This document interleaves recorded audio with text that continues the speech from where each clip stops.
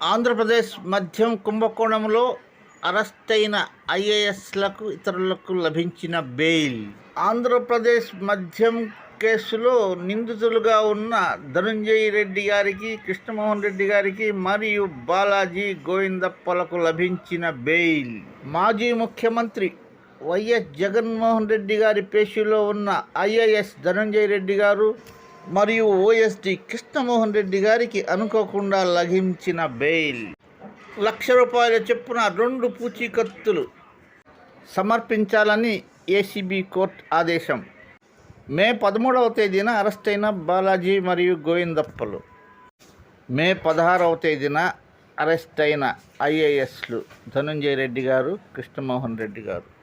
ఈ మద్యం కుంభకోణంలో 12 మంది అరెస్ట్ అయితే 4కి బెయిల్ మంజూరు చేసిన ఏసీబీ కోర్ట్. ప్లీజ్ సబ్స్క్రైబ్ చేసుకొని ఒక లైక్ కొట్టి బెల్ ఐకాన్ నొక్కండి. ఒక ముఖ్య విన్నపం, చిన్న పిల్లలను మొబైల్ నుండి దూరంగా ఉంచండి ప్లీజ్. చిన్న పెద్దలకు హెచ్చరిక, పొగ త్రాగటం హానికరం. మద్యం ఆరోగ్యానికి హాని. హెల్త్ ప్రొవైడర్స్కు ఒక విజ్ఞప్తి.